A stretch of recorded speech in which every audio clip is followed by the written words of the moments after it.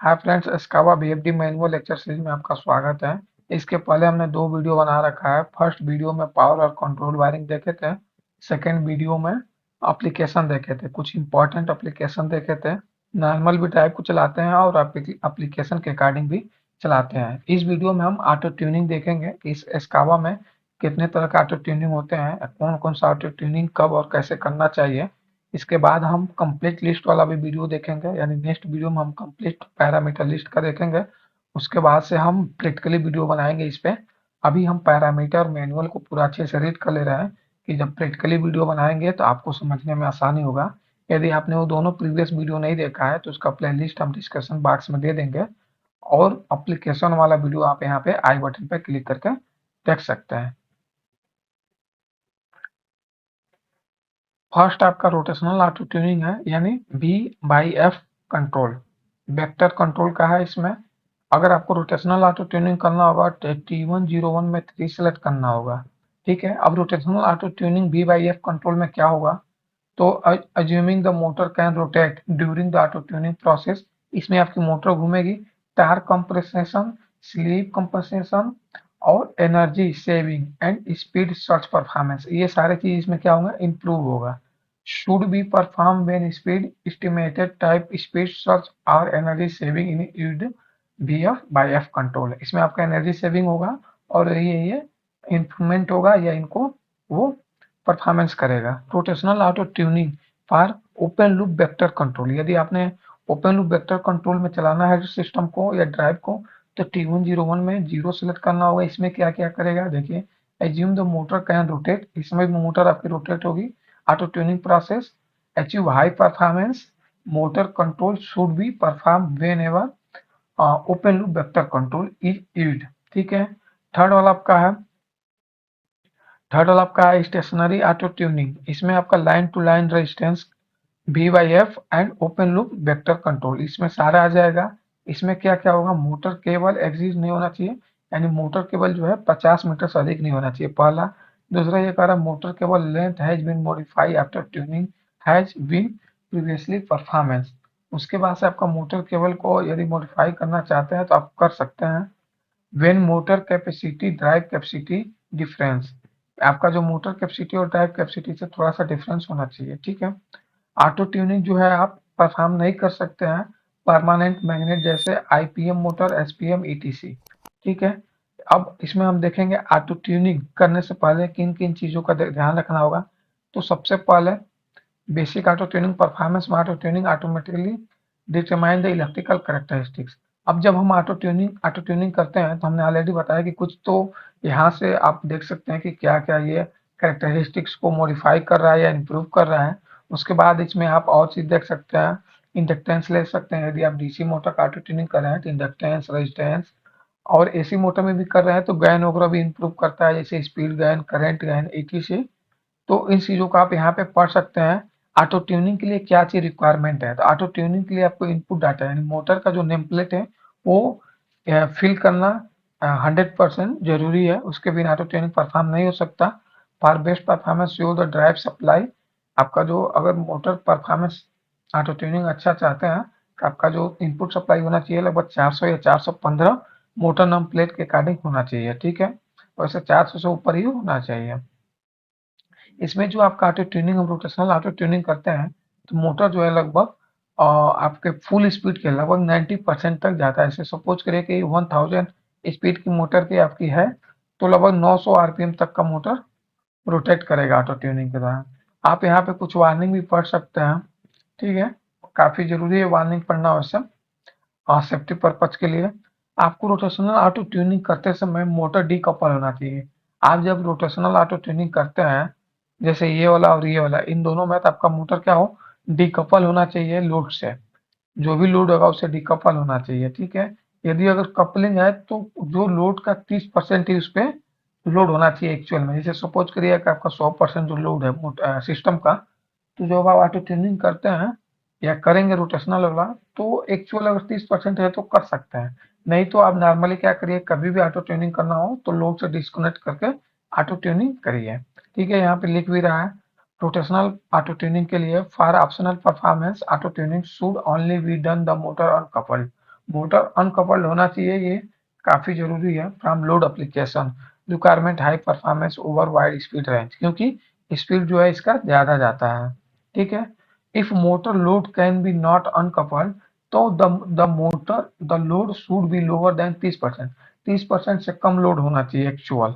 Ensure the motor mountain brake fully release, यदि आपके पास आपने सिस्टम में या मोटर के आसपास कोई मैकेनिकल ब्रेक लगा रखा है तो वो पूरी तरह से रिलीज होना चाहिए।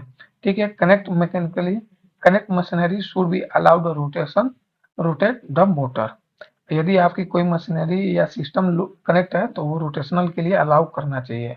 यदि आप स्टेशनरी ऑटो ट्यूनिंग करते हैं तो इफ मोटर केबल लेंथ आपका 50 मीटर से कम होना चाहिए।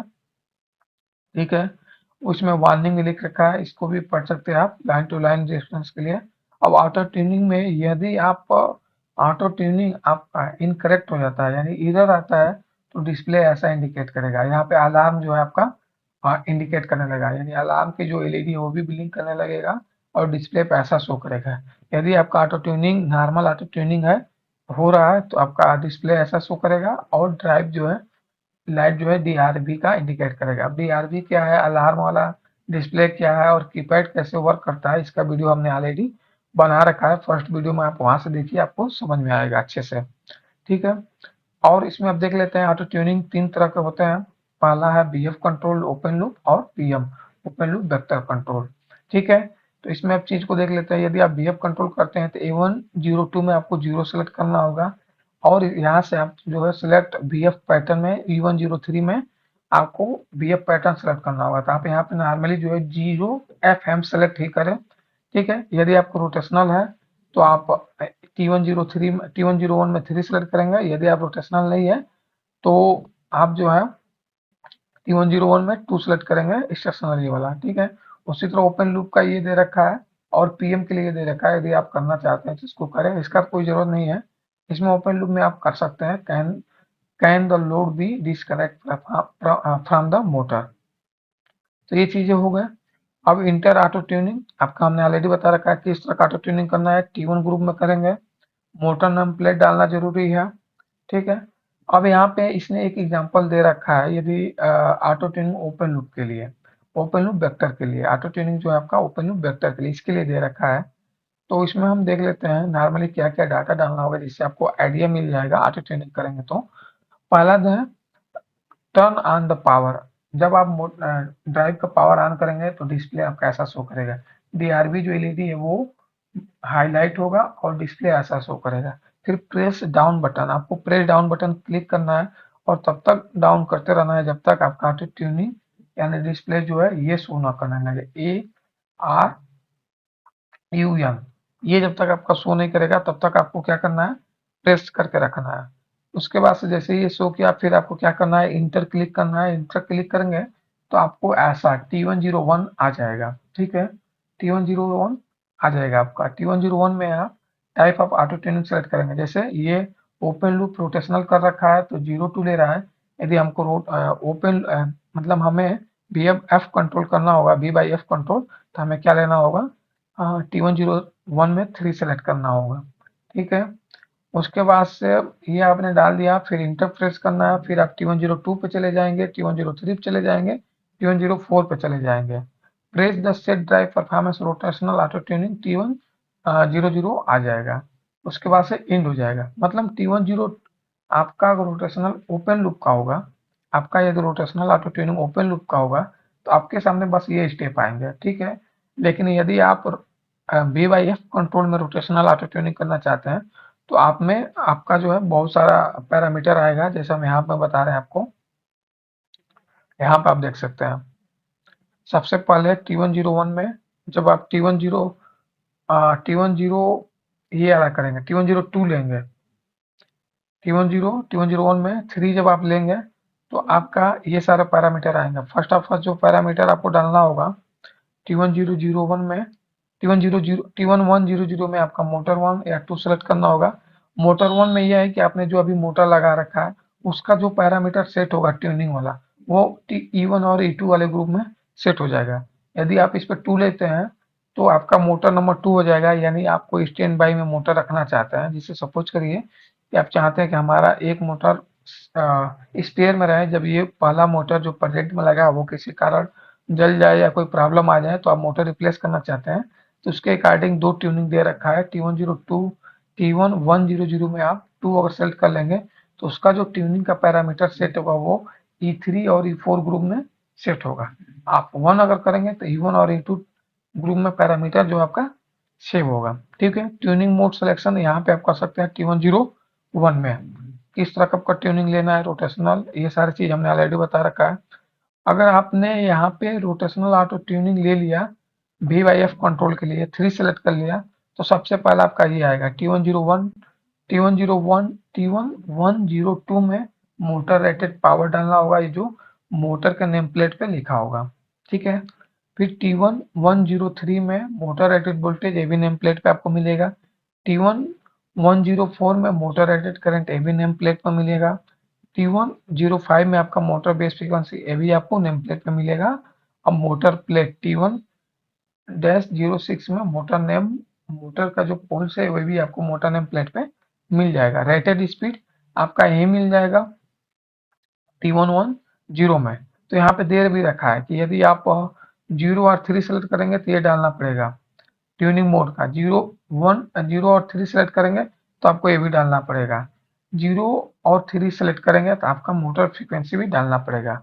यानी 0 और 3 सेलेक्ट करेंगे तो आपको कौन कौन सा पैरामीटर डालना है, तो सबसे पहले मोटर रेटेड वोल्टेज, फिर से आपका यहाँ पे मोटर रेटेड वोल्टेज हो गया, motor rated current, power, speed, ये सारा डालना होगा। स्टेशनरी में ये सब चीजें नहीं डालना होगा।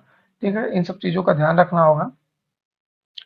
तो यहाँ पे लास्ट जो है, जब आप मान लीजिए सपोज करिए कि आपने 3 सेलेक्ट कर रखा है तो लास्ट आपका T11 पैरामीटर भी डालना होगा। ये मोटर नेम प्लेट पर अगर लिखा है तो ठीक है, नहीं तो आपको ऐसे ही छोड़ दीजिए और उसके बाद से आप जैसे ही इंटर प्रेस करेंगे ये ट्यूनिंग के लिए रेडी हो जाएगा। जैसे ही आपने इंटर प्रेस किया इसके बाद तो ये ट्यूनिंग के लिए रेडी हो जाएगा। उसके बाद सीधे सिंपली क्या करना आपको, स्टार्ट बटन प्रेस करना होगा और मोटर जो है ट्यूनिंग परफॉर्मेंस शुरू कर देगा। एक चीज का ध्यान रखें, ट्यूनिंग हमेशा लोकल मोड में होगा, रिमोट मोड में ट्यूनिंग नहीं कर सकते हैं। ठीक है, अब ट्यूनिंग का जो टाइमिंग है, नॉर्मल जो ट्यूनिंग का टाइमिंग है वो कितना लेगा, लगभग 2 मिनट लेगा।